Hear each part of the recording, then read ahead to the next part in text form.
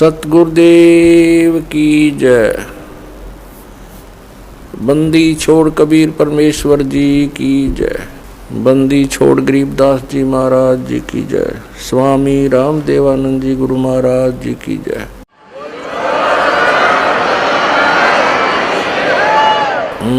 गरीब नमो नमो सतपुरुष को नमस्कार गुरु के नहीं।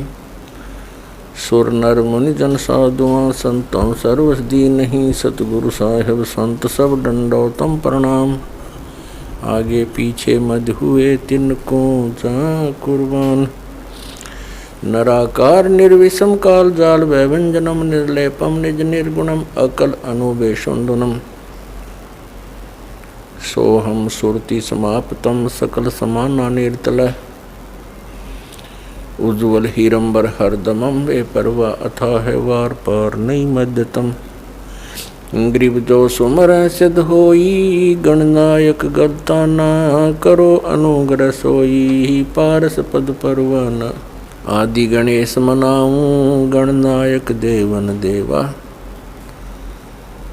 चरण कमलो लाऊं आदंत करूं सेवा।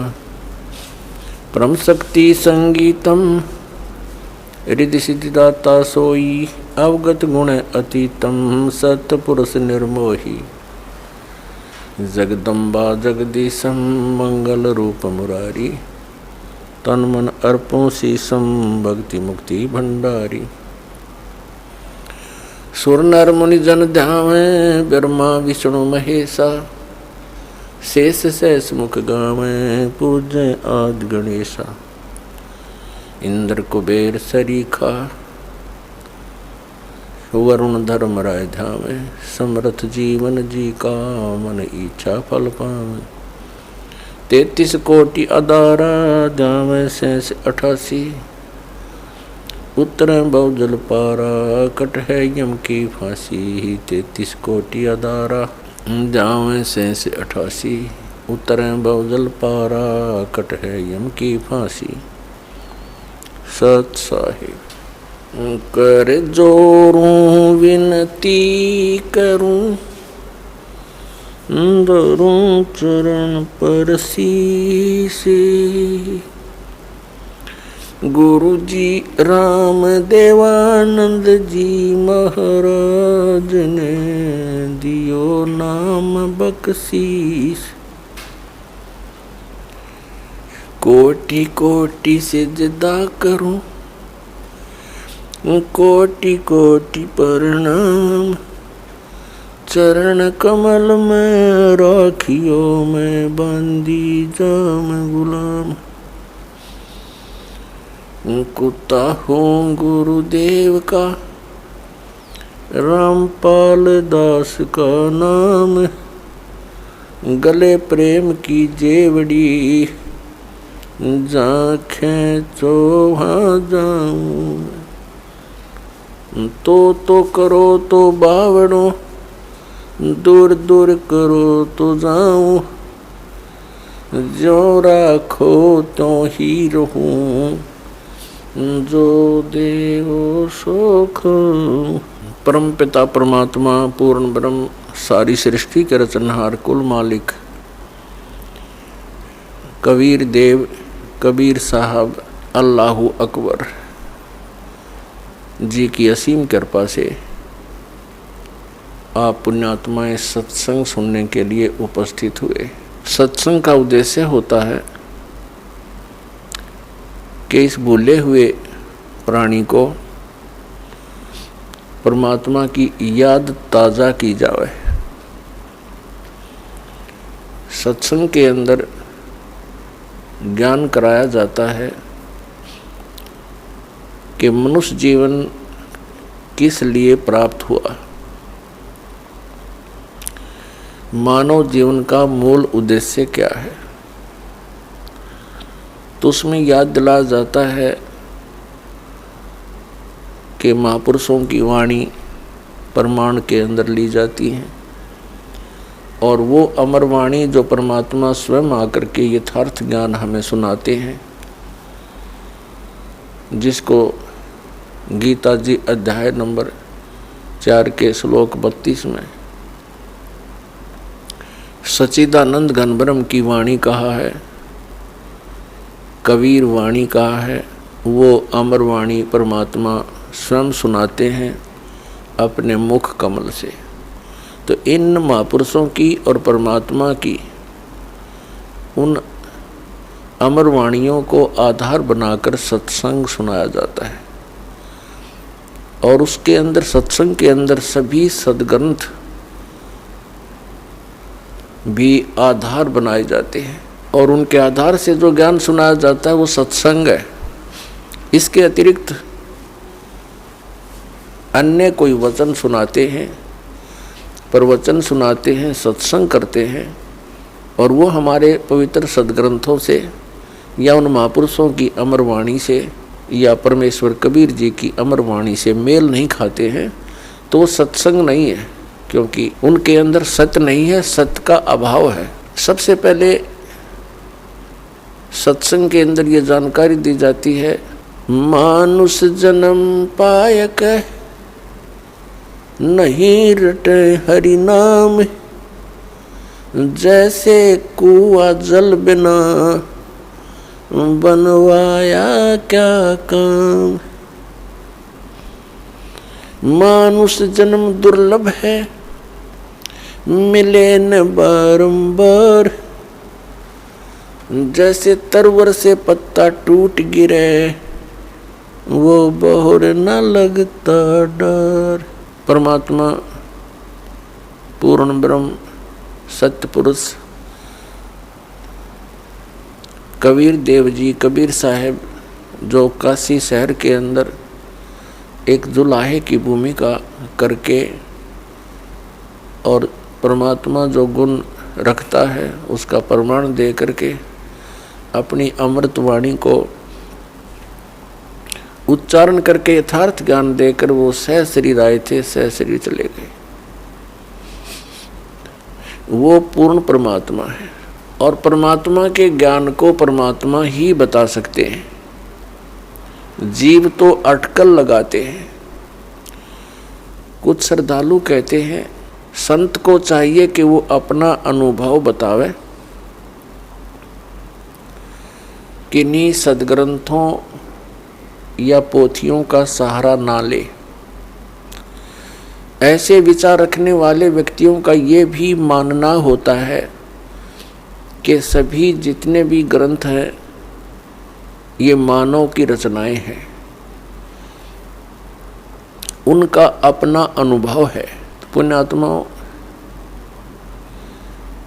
ये सब अज्ञान आधार से ही प्राणी बोल सकता है और इस अज्ञान को हटाने के लिए सत्संग की आवश्यकता पड़ती है।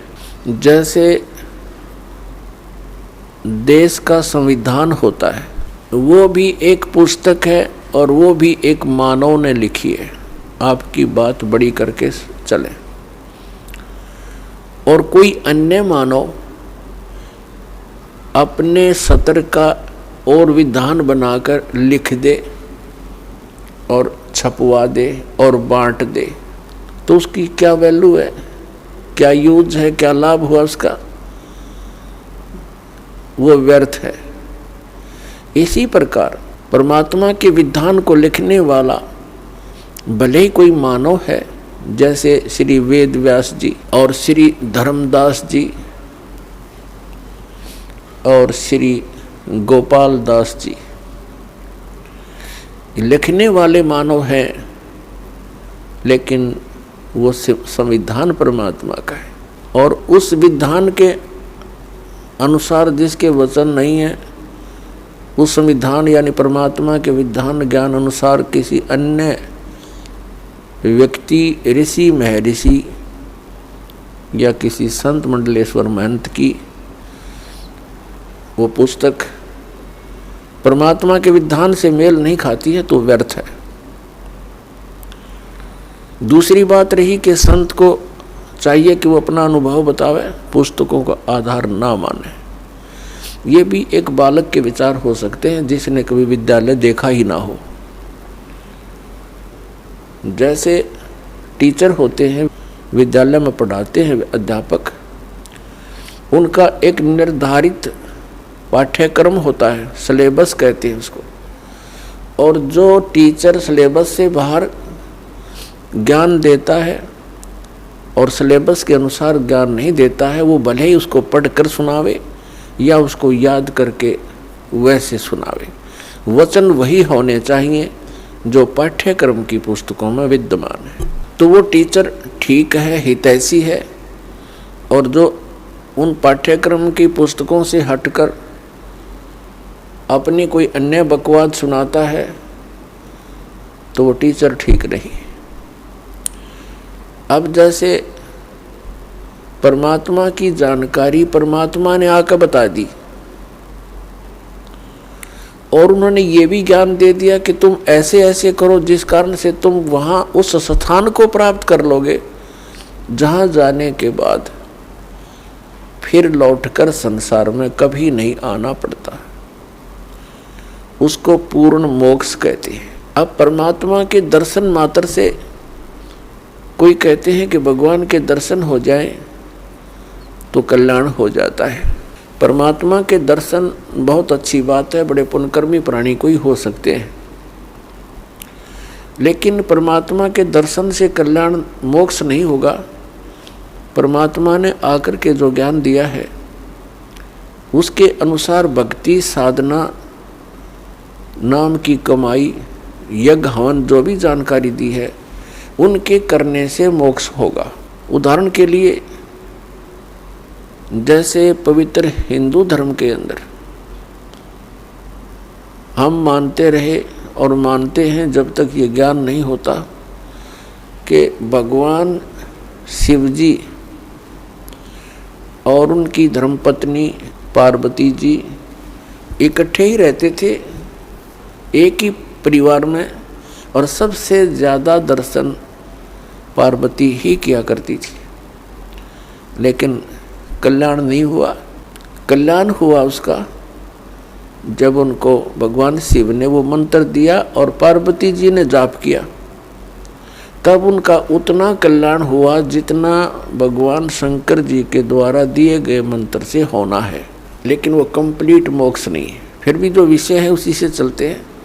कहने का भाव ये है कि भगवान के दर्शन पुण्यकर्मी प्राणी को ही होते हैं, लेकिन संत जो बताते हैं, परमात्मा जो ज्ञान देकर जाते हैं, उसके अनुसार साधना करने से ही मोक्ष होगा। नाम की कमाई करनी पड़ेगी। कुछ एक ऐसे सिरफिरे संत हैं, वो ये कहते हैं नाम की कमाई कुछ काम नहीं करे, नाम का जाप करने की कोई आवश्यकता नहीं, सतगुरु पार कर देगा। वो टीचर नहीं, वो दुश्मन है विद्यार्थियों का, जो विद्यार्थियों को ये कहता है कि तुमने पढ़ने की आवश्यकता नहीं, टीचर पास कर देगा।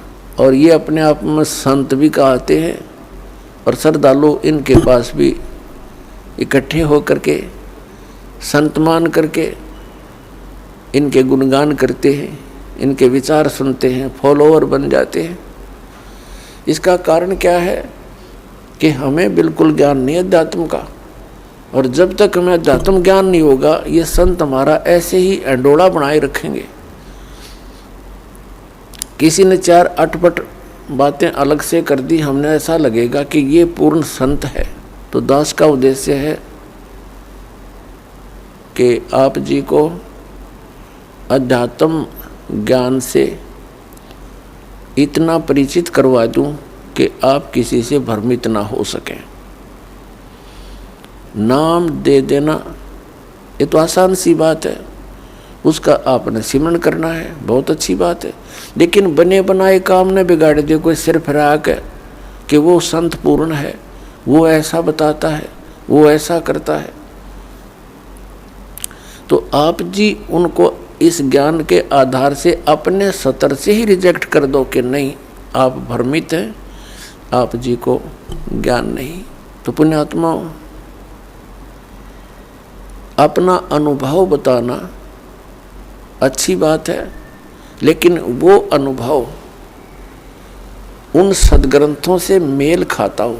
जैसे एक थ्योरी होती है, जैसे बच्चे प्रैक्टिकल करते हैं लैब में, तो प्रैक्टिकल करने से पहले उनको एक लिखित विधान, उसकी प्रक्रिया दी जाती है। फिर बच्चे उनको पढ़ते हैं कि कौन सी कैसे कैसे करना है, उसको पढ़कर फिर वो प्रैक्टिकल करते हैं। तो ये ज्ञान जो है ये एक थ्योरी है, यानी ये लिखित जानकारी है जो प्रैक्टिकल हम करने जा रहे हैं। जिनकी थ्योरी ही गलत है तो प्रैक्टिकल भी ऑटोमेटिकली गलत होगा। तो हमारे जो सदग्रंथ है ये हमारी थ्योरी है और परमात्मा के जो साधन उसमें वर्णित है वो करना हमारा प्रैक्टिकल है। फिर उनके करने से जो उपलब्धि होगी वो भी सदग्रंथों में लिखा हुआ है। फिर वो बताने की आवश्यकता कैसे पड़ेगी, अपना अनुभव बताओ। तो इस प्रकार ये भ्रमित व्यक्ति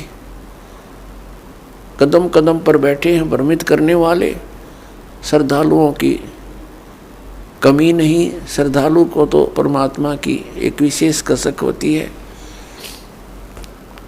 और वे परमात्मा के लिए भटक रहे हैं। आत्मा जब से मालिक से बिछुड़ी है,